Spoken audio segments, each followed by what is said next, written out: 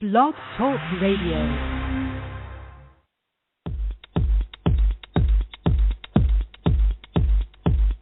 Raw living is a state of mind, a way of being in alignment with your body.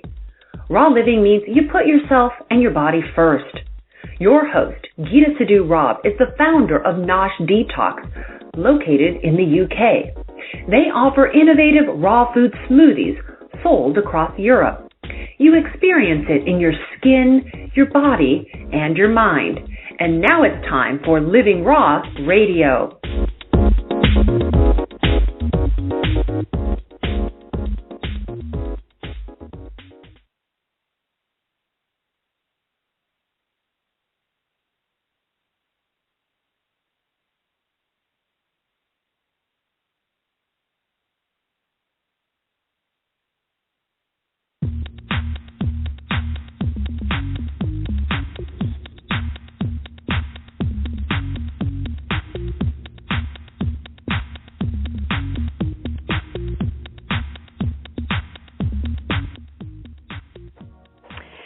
Good evening, everybody. This is Living Raw Radio, and this is your host, Sidhu-Robb, and we are a couple of minutes late coming in. I'm sorry.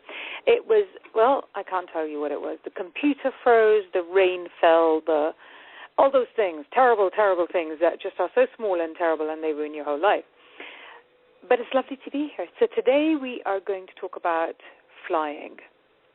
It's just one of those things, isn't it? I love to fly because I like to get to where I'm going. I want to be there. I like the fact that we can get there in a couple of minutes or hours, and it's just fantastic to think I can go and see a friend. I can be there, do 2 days, come back this weekend. I took my children to Munich to visit some of their friends and came back, and it was just the most wonderful experience. Flying, actually, what it does for your body, oh, my God, it is the most painful experience to just cope with the whole way that flying managed. It's just really, really not very good for you. So today, and I do those 11-hour flights to Los Angeles, and it completely kills me. So it's just a really, really difficult thing to do. So what we thought we would do now is have a chat about, I have a guest coming on at some stage, I hope. Stella, you there? Hello. Hi, darling. How are you? Hello. Hi. Good, thank you. I've got the amazing Stella Photi here from Wellbeing Escapes, who you guys will remember from the last time she was on. And Stella organizes for people to fly, basically. That's in a nutshell, with all the glamour taken out of it. Stella puts people on airplanes.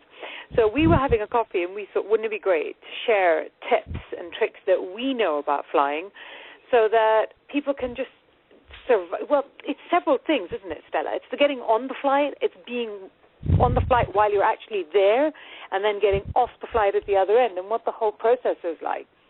Right, so, absolutely. It is, isn't it? Because I think all of those things can be really, really difficult. Yeah, and it all starts, a lot of the time it starts with the stress of preparing to go away and thinking about what you have to do before you go, and getting your cortisol levels up, your stress levels up. So by the time you're on the plane, you're a complete stress kitten. Yeah, what do you do pre-flight then? I mean, because I'm like a complete, I sit and I buy food and I do this and I do that because I'm so aware of how horrible it is for my system. But what do you do? Well, I start off with something quite simple, really, because a lot of people I know have been brought up with the idea that before they go away, they have to leave everything really spotless at home. Yes. Remember that? Did you get that from your mother? Yeah. Yes, me too. So we put a lot of undue pressure on ourselves before we go. And I've just stopped caring, really, to be honest. So it doesn't matter. Your house doesn't have to be spotless. Everything doesn't have to be finished. You do the urgent stuff. And, you just get ready for your trip. So with regards to decreasing your stress levels, it's a much better way to start your break. Yeah, exactly. And you don't get on the plane thinking, oh, my God. Yeah. I mean, do you do that too?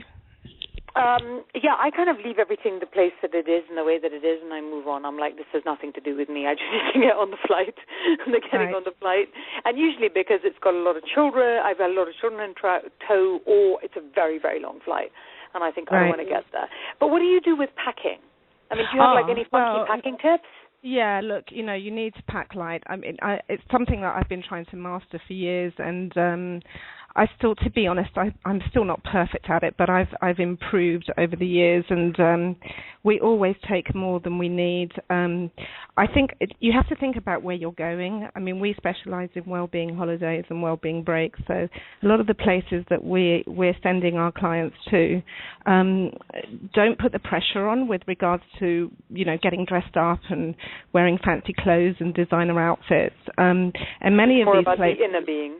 Yeah, the inner being and being comfortable when you're there. So, and just think about it. You're on holiday, you're on vacation. You don't need to get really stressed about what you're going to wear all the time and get dressed up and take, 10 different pairs of shoes and, 3 different outfits per day. So many of the places that we specialize in, they actually provide you with clothing once you're there, like Kurta pajamas.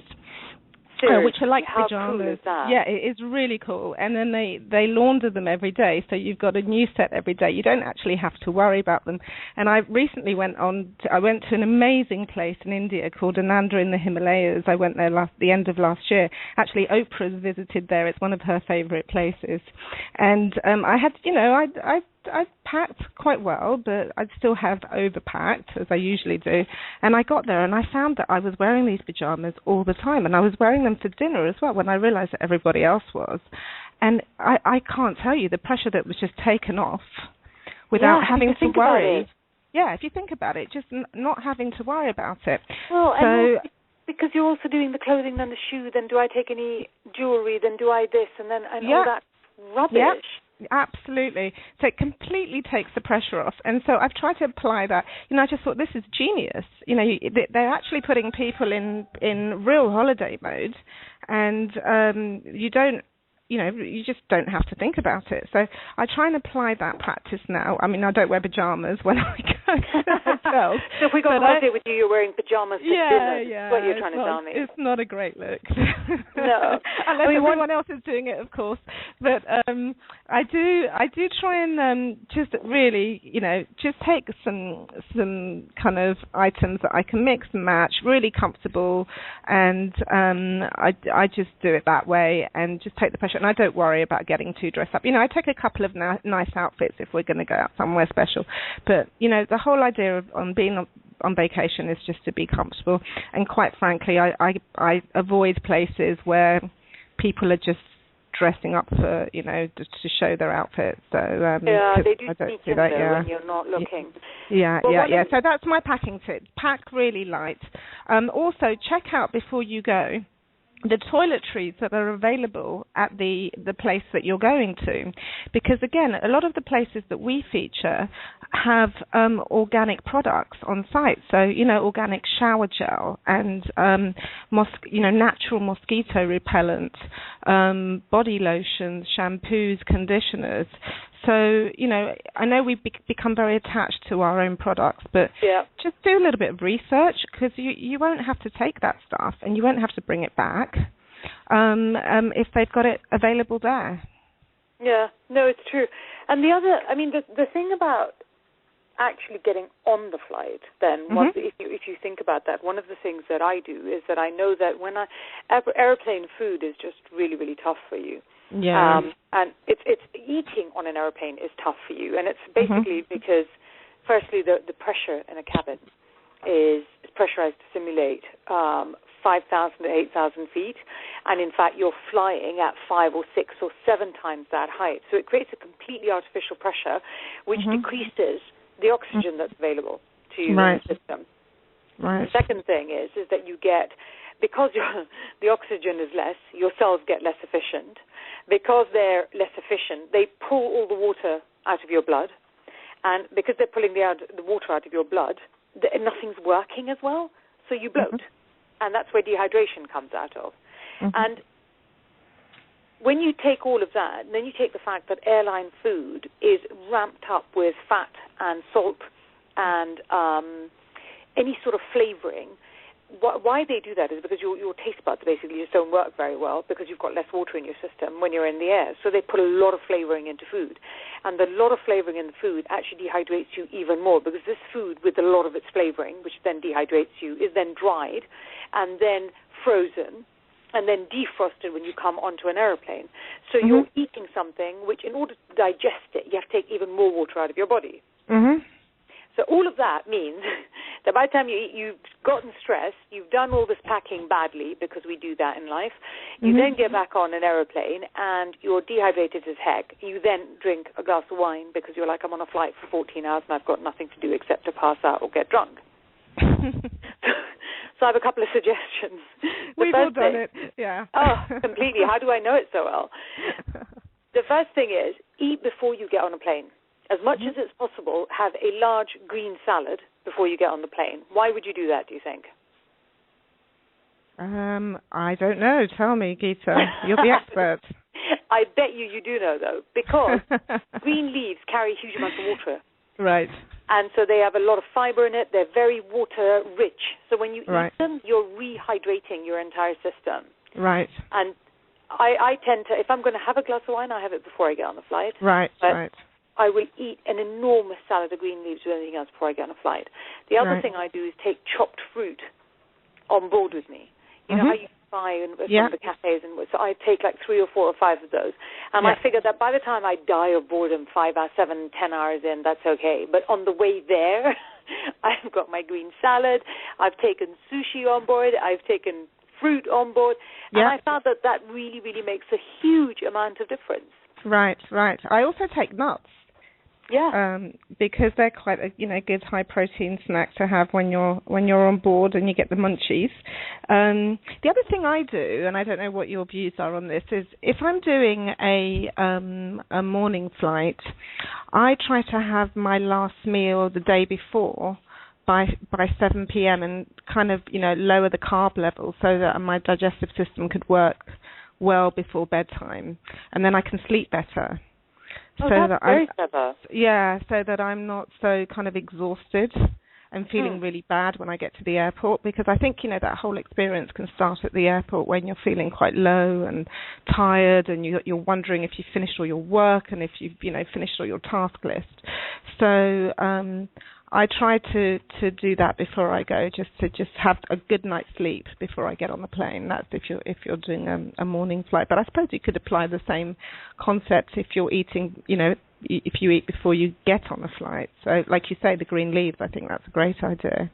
And then also just, I think a lot of people leave it until they get on the flight to drink lots of water. What's your view about just drinking that water before you get on the flight? Yeah, and I mean, the reason we don't do it, of course, is because we don't want to use an airline loo. Yeah, It just is. It really, psychologically, I'm pretty sure we don't do it because of that. And we've just thought, I've given up. I'm just like, here we are. This is what we're going to have, is happening to me for the next X number of hours. But it is a really good idea to stock up on water before you go on. You need 1 glass of water, 1 large 8-ounce glass of water for every hour you're on in the air. As a minimum. That's a good tip. Yeah, and you do need that as a minimum. But what do you find you do when you're actually on the flight? Oh no, I mean when you come off the flight as well. Do you find you get very bloated? Well, when I get up, I'm actually a meditator. I've been meditating for years, so and that's quite a scary word for a lot of people, but that means just kind of active relaxation and some breathing. So when I get on the flight, I mean, I'm not a nervous traveller because I used to work for an airline many years ago, so I used to do lots of flying. But when I do get on a flight, and this is a good tip for nervous travellers too, is take about 5 minutes and just do some conscious breathing. Just take deep breaths and count to 5, breathe in, count to 5, breathe out, and be really aware of your breath and be really aware of your breath and your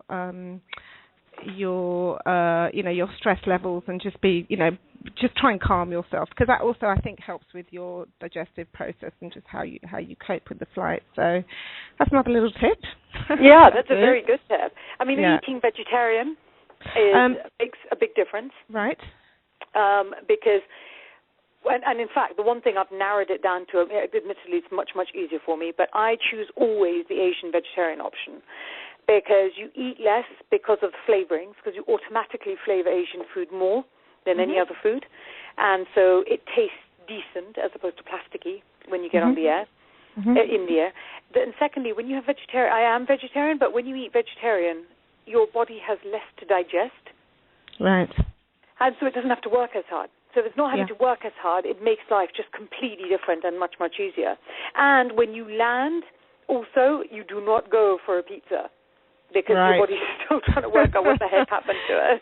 But saying that, Geeta, why can you just let us know, why is it that you become so bloated and gassy after you've flown, especially long-haul flights? Well, it's completely because of the pressure that's in the air. So as you take the oxygen out of the system, and the pressurization creates oxygen leaving the system, that causes the gas in your body to expand.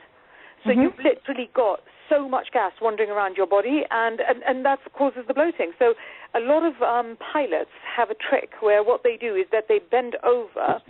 Let me think. How would you do this? You're sitting on a chair, and they bend over their left knee. Their left knee? Really, aren't you? Okay, I am. I'm trying it. You squeeze your stomach over your left knee and quickly pop back up. Right. And what that does is it releases a lot of the gas. So you've got no oxygen, you've got lots and lots of gas, the gas spreading through your system because there's less and less oxygen, so it has the ability to move through your body.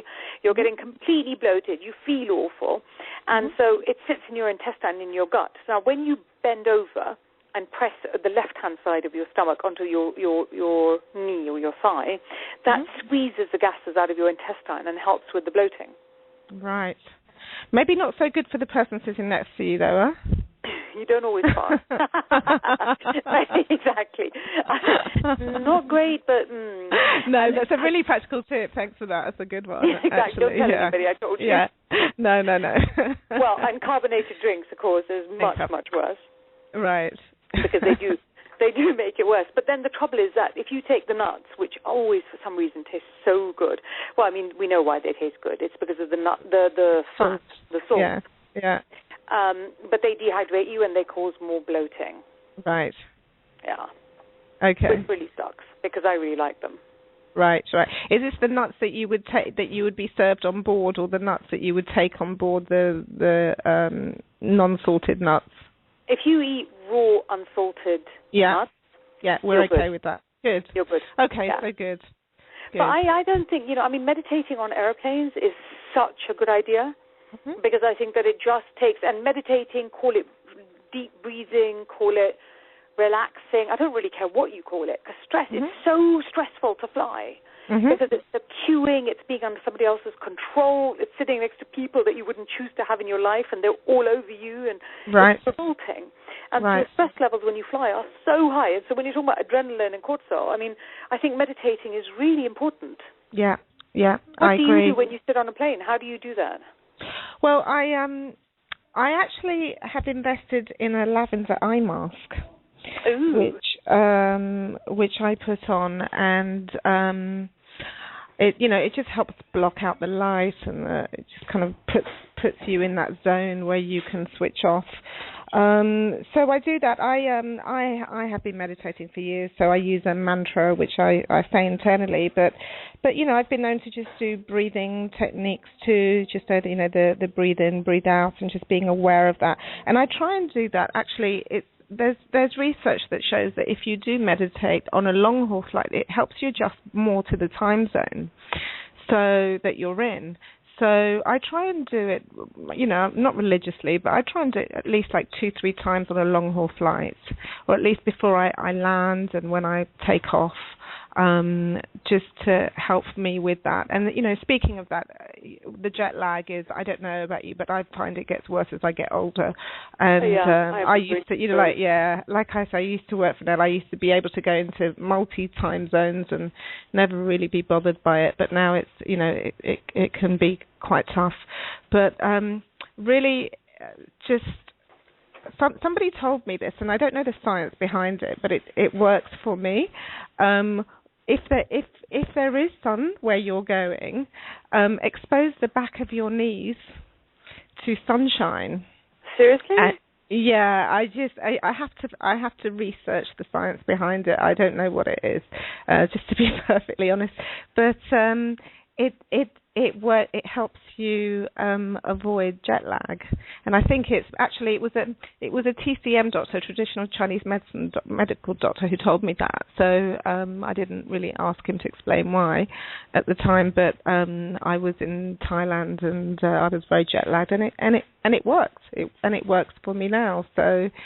So when you get to where you're going, you kind of have your legs bare and you go for a wander. Yeah, you have your legs bare in the back of your knees. You expose to sunlight. Yeah.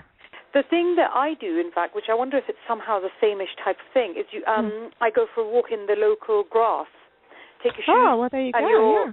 Yeah, take your shoes and socks off and go for a wander. And it just makes the biggest difference because you sort of ground and acclimatize to wherever you are. Yeah. That's probably what it is. And then also, of course, having water to minimize dehydration once you arrive where you're going to, rather than just, I've drunk my water on the flight and now it's all okay. So that I believe helps with jet lag too. And then try really hard to just adjust to the time zone of the place. I mean, this isn't new, but many people still feel that need after a long haul flight to go and have a nap when they get to wherever they're going. Yeah, even if it's in the morning or in the middle of a day, and it really just does mess with your body clock. So try really hard just to stay awake, and even if you have a really early night and go to bed at 8 o'clock that night or 7 o'clock, it's better than having a nap midday and then staying up till midnight, because you'll be all over the place.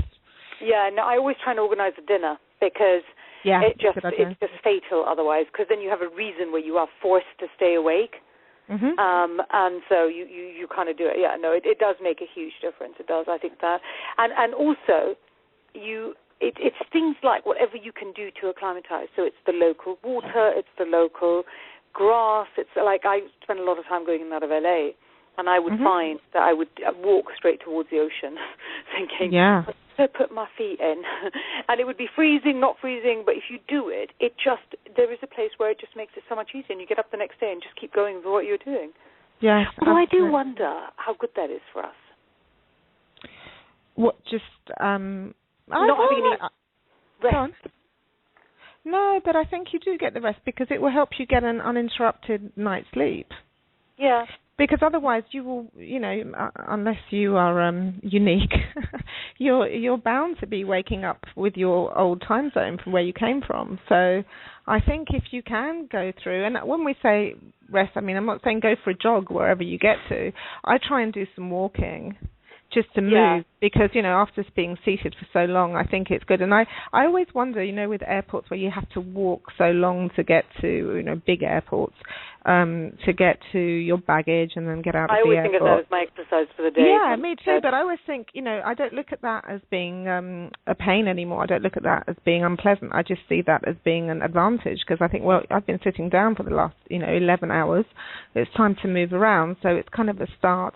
So just doing a little bit of exercise when you get to where you're going. I'm not saying hardcore, marathon running, but look at having a gentle swim or a walk outside in the environment, getting sunlight, and it really helps you. Yeah, no, it does make a huge difference, actually. I find, and I have to say that what I do is I no longer think about where I am. I just think about the time of where I am. Right. Because then I go straight to whatever I would be doing in that time zone. Mm-hmm. And, well, I'm still alive, so it must be working. It does make you more efficient when you work, because it does make a huge difference. But I think age does really matter. I think the younger you are, the more you kind of just get through it on stamina. Yes, and then as you get older, it's just painful. Yes, it is. We have to take a bit more care. But then, sometimes now I see older people with far more energy than younger people. So I just think, well, clean and healthy living can really make a difference. And just really thinking about how you live and what you do when you're doing things like flying, and how you prepare for it, and how you cope with it can really have an I always impact. have a drip. I have a vitamin drip. That's fantastic really idea. So you do that. You do that before you go.